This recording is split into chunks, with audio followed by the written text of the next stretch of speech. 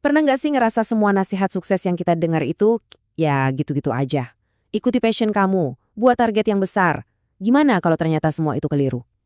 Nah, hari ini kita bakal bongkar kerangka berpikir untuk sukses yang benar-benar anti-mainstream dari pencipta komik Dilbert, Scott Adams. Seorang pria yang justru membangun karirnya dari kegagalan.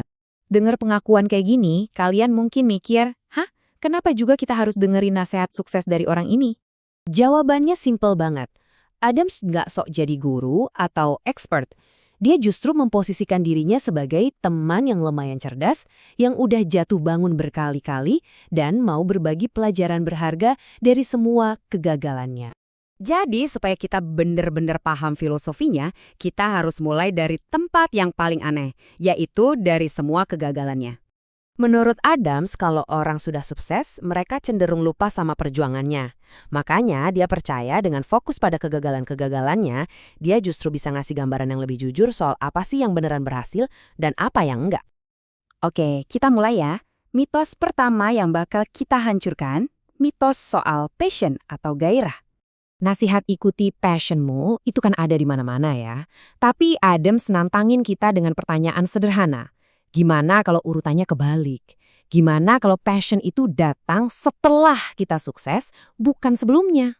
Nah, komik ini nunjukin banget betapa konyolnya ide buat memaksa diri kita jadi bersemangat soal sesuatu, padahal belum ada hasil apa-apa. Dan ini bukan cuma teori loh. Pengalaman Adam sendiri jadi buktinya. Dia pernah semangat banget buka restoran. Passionnya tinggi, tapi gagal total. Sebaliknya, komik Dilbert awalnya cuma iseng-iseng cari duit. Begitu sukses, barulah passionnya buat bikin kartun muncul. Oke, jadi kalau passion bukan kuncinya, gimana dong dengan target? Nah, mitos berikutnya yang dibongkar Adams adalah gagasan kalau orang sukses itu karena mereka pasang target besar. Nasihat dari seorang CEO ini benar-benar mengubah cara pandang Adams. Intinya bukan soal mencapai satu tujuan akhir, tapi soal terus-menerus bergerak dan mencari kesempatan yang lebih baik. Disinilah Adams ngenalin ide utamanya, bedanya sistem dan target. Gini deh, target itu kayak garis finish. Sekali kamu sampai, ya udah selesai. Tapi sistem itu adalah proses yang kamu lakuin setiap hari. Sesuatu yang terus-menerus ningkatin peluang kamu buat berhasil dalam jangka panjang. Nah, disinilah kerennya sistem. Bahkan kalau satu proyek kamu gagal, kamu tetap menang. Kok bisa? Ya karena sistem itu sendiri udah ngasih kamu skill baru, pengetahuan baru yang bisa kamu pakai buat proyek berikutnya. Kamu jadi lebih baik, titik. Dan kalau kamu punya sistem yang benar, kegagalan itu, bukan lagi jadi musuh. Justru jadi alat kamu yang paling ampuh. Buat Adams, kegagalan itu bukan jalan buntu. Itu adalah tambang emas informasi. Setiap kali gagal, itu kesempatan buat belajar sesuatu yang gak bakal kamu dapetin di tempat lain. Jadi, bukan dihindari, tapi justru dirampok ilmunya. Dan jangan salah, dia ini udah ngalamin banyak banget kegagalan. Mulai dari burrito beku yang namanya Dilberito, sampai ide-ide aneh lainnya.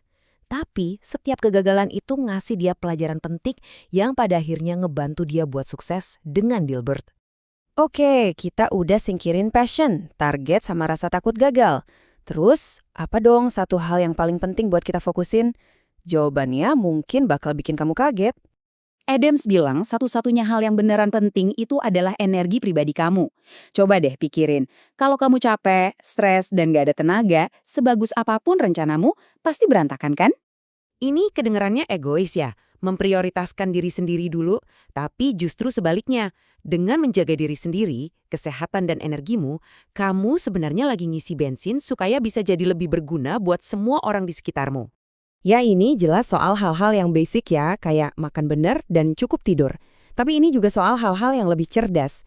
Misalnya kerjain tugas kreatif pas energimu lagi di puncak, dan simpen tugas-tugas yang ngebosenin buat nanti pas energimu udah mulai turun. Simpel tapi efektif. Nah sekarang, gimana semua ini nyambung? Sistem, kegagalan, energi? Jawabannya itu bukan sulap atau keberuntungan. Jawabannya adalah matematika. Dan ini, menurut saya, ide yang paling keren dari semuanya. Kamu nggak perlu jadi yang terbaik di dunia dalam satu hal. Kamu cuma perlu jadi cukup baik di beberapa bidang yang berbeda, terus gabungin semuanya. Coba lihat deh, tumpukan keahlian atau skill stack-nya Adams ini. Dia bukan seniman terhebat. Penulis bisnis terhebat juga bukan.